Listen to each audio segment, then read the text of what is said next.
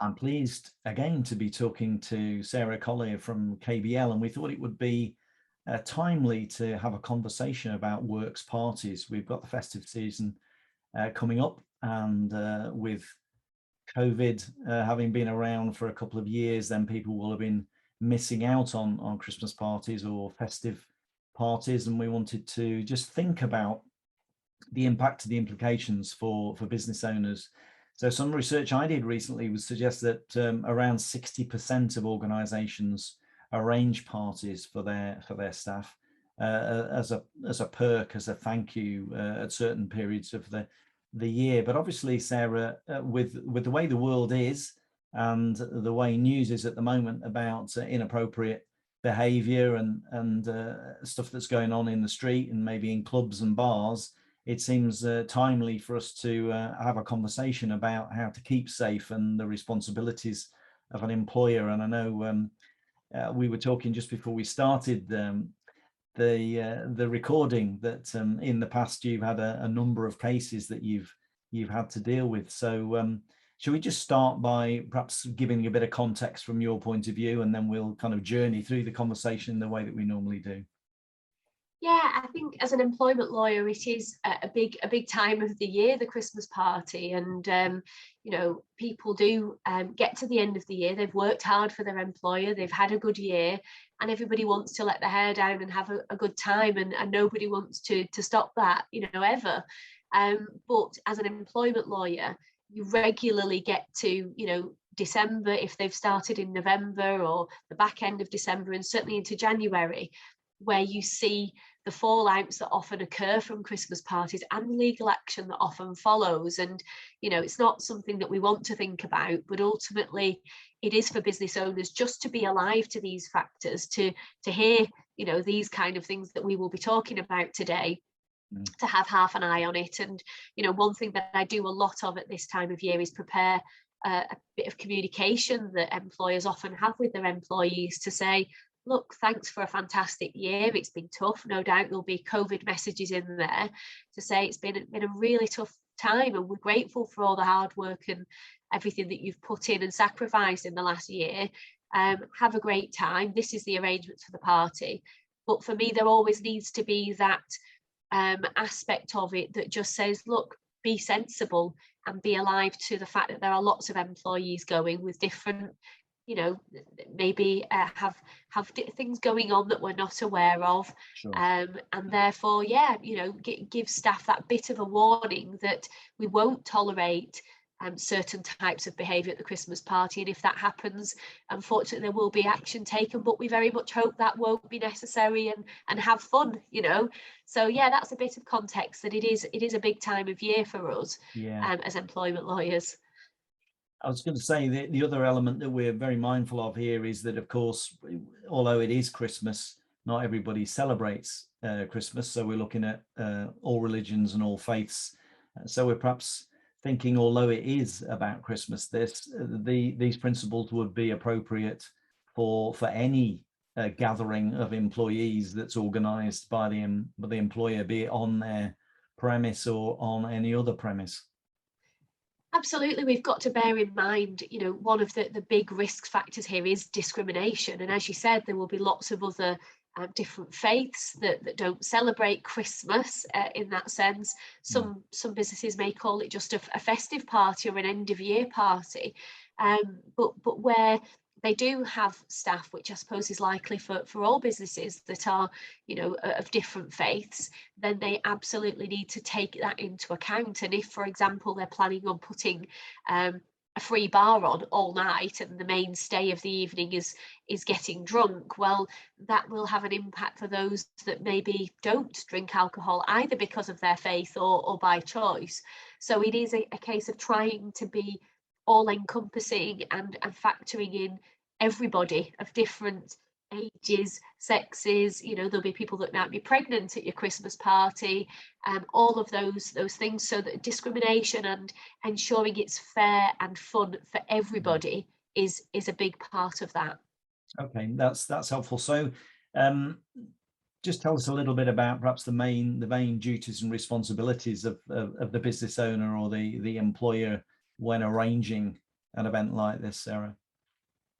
Their duties, obviously, there's always that health and safety duty that employers have to make sure that it's at a safe venue, and that it's not silly in any way that would breach health and safety regulations.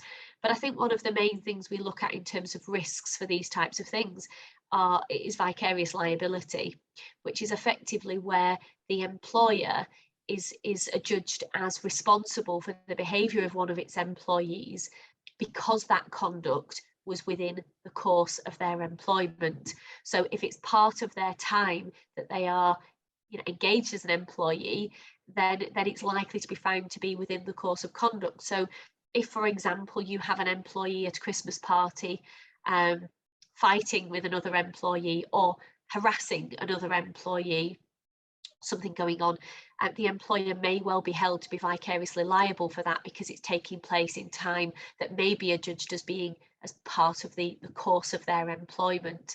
And the way to try to minimise that risk is to train staff and to make sure they're aware of what sexual harassment is or what discrimination is, and how they should conduct themselves. And that's why the email is often helpful as well, because you've made it clear to staff beforehand, this is what we expect of you.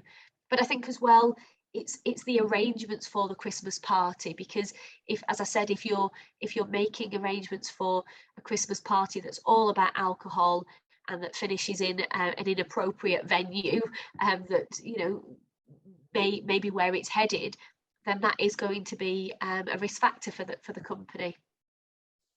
So some people might be thinking, well, it's not in work's time, it's not in work's premises, so how can I possibly be held vicariously liable for the fact that Sarah and Phil might have crosswords and tip drinks over one another? Yeah, and I think there are so many examples of case law out there where that type of conduct has been determined to be where the employer is vicariously liable. So there was a case of Livesey and Parker, where an employee was harassed on their way home from a Christmas party. So they'd already left the party, but they were successful in their argument that the employer was, they could claim against their employer for that conduct of harassment by the other employee, because it was flowing from the Christmas party that they'd attended. So yeah, that there is always that risk that that employers will be vicariously liable on the back of a Christmas party, I think. Now, there's quite a bit topically in the news at the moment about spiking and unwanted attention.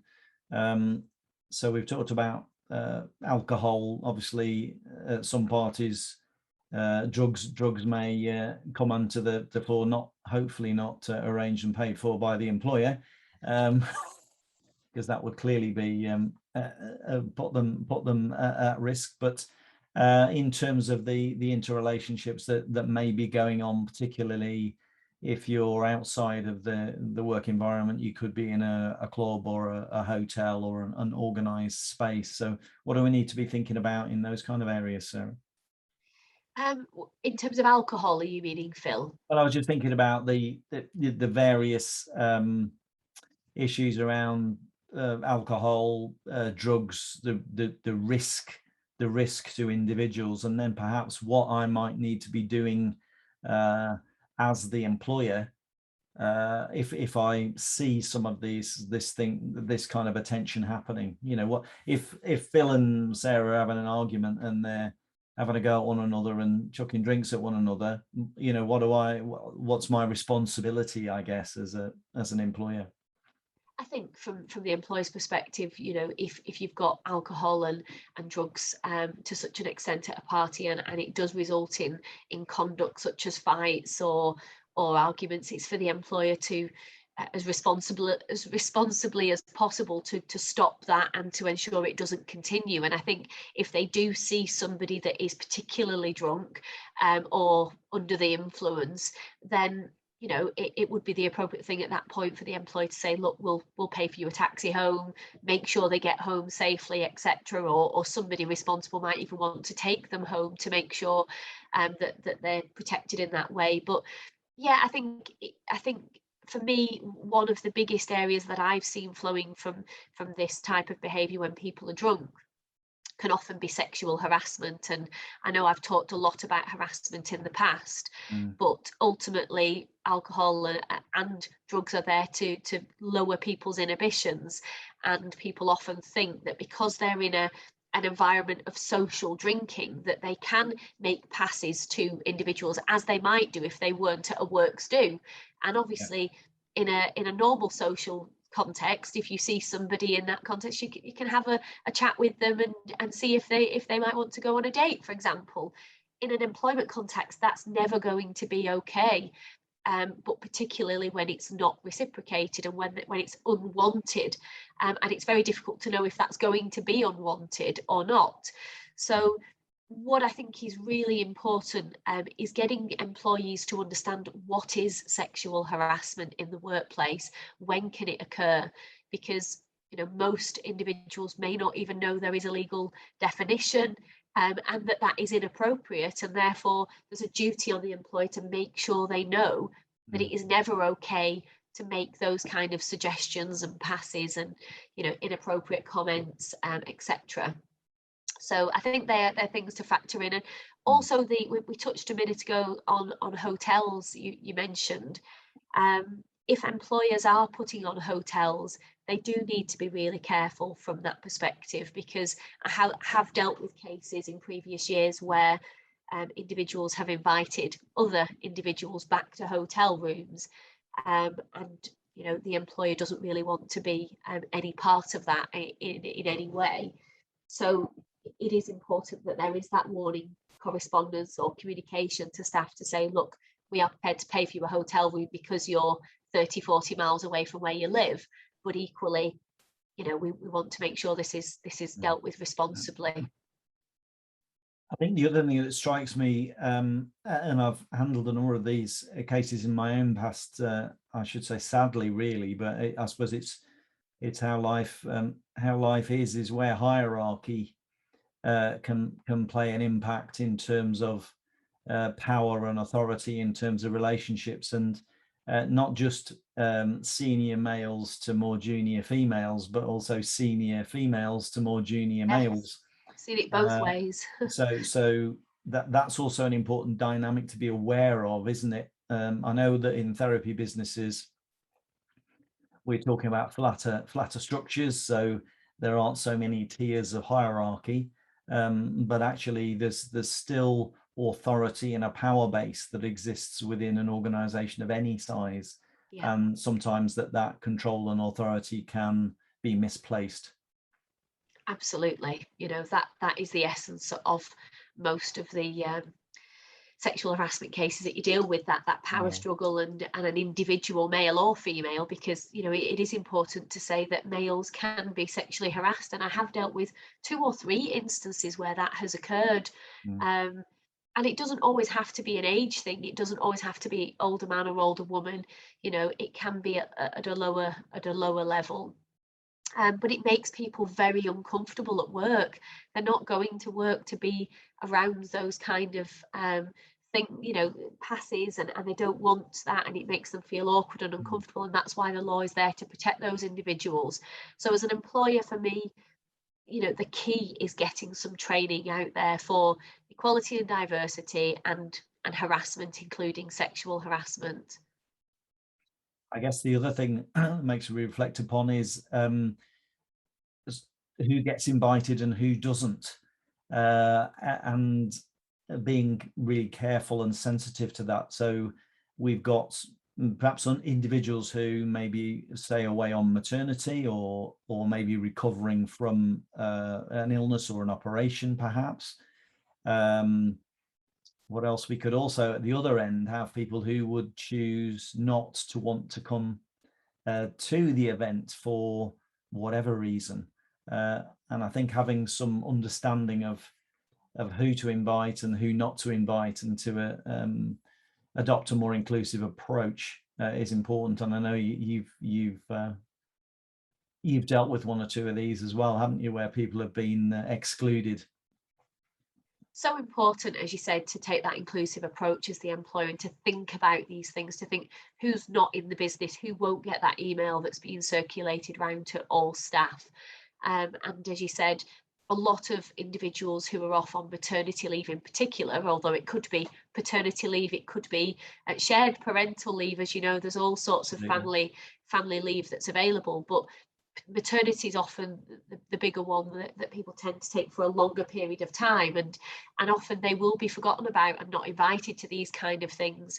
I know it's on a slightly different topic, but I'm actually dealing with a matter where an individual, a senior individual, was missed for a bonus at Christmas, where everybody in the business got a bonus, and she was off on maternity leave, and it would appear just was forgotten about. So maternity is a key one. I think those off on long-term sick leave will take some thought, and there won't be a one size fits all. You know, it may be highly inappropriate to invite somebody subject to the illness that they've got. But I think what it often takes is some kind of communication with those employees on long-term sick leave to say, you know, just want to make you aware this is happening. I don't know whether you would feel that it's appropriate or not, but, you know, you're off with depression. And actually, if you feel you want to come to the party, we'd love you to come. Equally, if you know, you don't want to be there, that's fine, but we just want to know that you're invited. Or even think about staff who clearly can't be there because of their illness, to do something. You know, it might be that they send them a box of chocolates and a little hamper or something to just say, look, we appreciate, you know, you and you've been thought about. So I think that is really, and as I said, those with different religious beliefs, to just factor in if it's not for them. And you'll often know of these things as an employer or HR within a business or within a therapy business. You know, you'll tend to know everybody that's working quite well within your business, but there should be that inclusive approach for sure. I think the other thing that is very evident these days is the impact of social media, and I suppose my curiosity is around the responsibility I might have as a therapy business owner for what gets put on social media feeds. Is there any advice or guidance around that, Sarah? Yeah, I mean, social media is always a big one in terms of potential disciplinaries that come up following these kind of events often. And you know, people are massively using social media, including Facebook and Twitter and the like. What we might see on the back of Christmas parties is people that have got pretty drunk. Photographs have been taken of them in situations they would have preferred that they might not have been taken, and will affect their reputation going forward. You know, either within the business or wider. And they are then, you know, placed on social media for the public to see. So again, this may be something that's picked up in the communication to say, look, we'd rather these things don't hit social media. But it's a real fine balance, because ultimately, you know, people do put things on social media, and they might just want to put some pictures of them with their friends having a nice time, and that might be okay. But it's just to factor in as well, if these employees are linked to the employer via their profiles that clearly suggest they are employed by X company, then there could be some damage to the employer's reputation as well if they do that. So just to bear in mind, I suppose, social media, and make employees aware that this, you know, what is expected. And of course, some businesses will already have a social media policy. So it may be that within their communication, they refer to that social media policy and say, you know, I often think back to a session that I attended a long time ago, where somebody said, if you're thinking about what to put on social media, the social media policy could be one line. You know, if you will stand up in a room and say what you're going to say on social media to you know, on the town hall steps, then it's okay. But if you wouldn't, then don't write it and don't put it on there. But yeah, I think if you've got the policy, you can refer staff to that social media policy. Yeah, I think that's good advice. So before I move on to just think about the morning after and the day that follows at work, is there anything else leading up to Sarah that we've not talked about that's important just to highlight? Maybe just thinking about the sort of venue and the entertainment, and if they've got, speakers, the appropriate nature of that. I have advised clients before where they've had after dinner speakers, for example, after a dinner, that Yeah, have been comedians that have touched on some really inappropriate content that a number of people in the workforce have found hilarious, and a number of the workforce have found highly offensive. I've certainly been So to a few of those.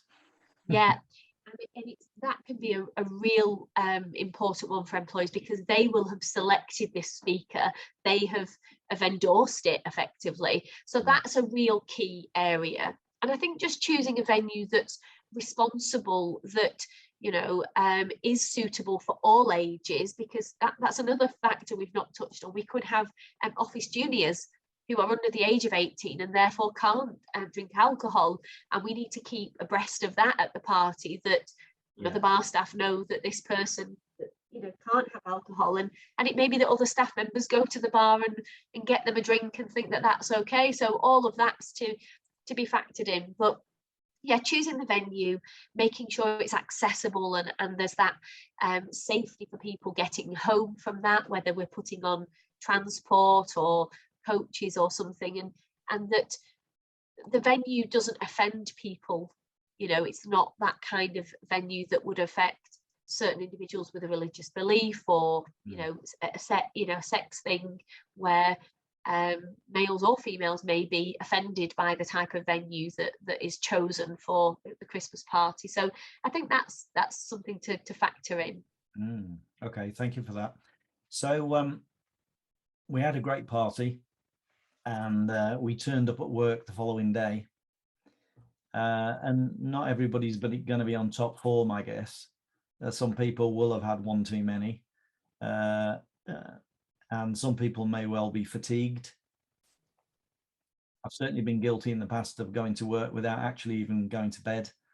Um, Not that I'm condoning that, but sometimes it just has to be done, doesn't it? But of course, there are a number of risks, not least around reputation, but also particularly in a therapy environment where we're doing potentially hands-on treatments. We're using kit and equipment on people. We could be working in gym environments where actually we're supervising people lifting, etc., etc. So what are my responsibilities then as the employer in terms of spotting this? And I guess this is a more general question, isn't it, Sarah? Because it's not necessarily about the party, it's about any day of the week when somebody turns up and you're noticing perhaps their behavior or their capability is impaired. So what do I need to be thinking about? I think my understanding is that most employees would be fairly relaxed if people are a little bit tired, a little bit, not on top form the next day, if they're having to work, or they're 5 or 10 minutes late, or I think a lot of employees, given they've put the event on, and depending upon what the nature of that event is, I think they'll be fairly lenient with that. If they're not going to be lenient with that because of the nature of the work that they do, as you said, if you've got a therapy client turning up at 9 a.m, you can't be turning up at 9:30 looking like you've just been dug up. So it depends on the nature of the work, but if you are going to be strict about that, I think the more you can tell them in advance and make them aware that there could be an implication, then it could well be a disciplinary matter, although, as I said, I think for most businesses that would be unlikely. I think factors to consider, though, are where they are potentially going to be looking after heavy machinery or something from a health and safety perspective that would put others at risk, and therefore if they are attending work hungover or still significantly under the influence, that may well be a serious disciplinary issue. But I think it needs to be thought through based on the nature of the business, what the individuals do, and you would have thought for the vast majority it would be okay, and for those that it's not going to be okay on, there needs to be some kind of warning, so that they're aware of that, really. Sure, and I guess certainly in clinical settings, if you've had one too many the night before and you're turning up the day after, then smelling alcohol on people's breaths and that kind of thing is also possibly from a reputation and a customer relationship point of view is a point to consider. So being clear about what the rules are, what the expectations are every day of the week, in effect, because it's not just incumbent on a party, is it, that's organized? No. It could be however I run my lifestyle could well impact upon my role within the organization, and ultimately could lead me to lose my job, I guess.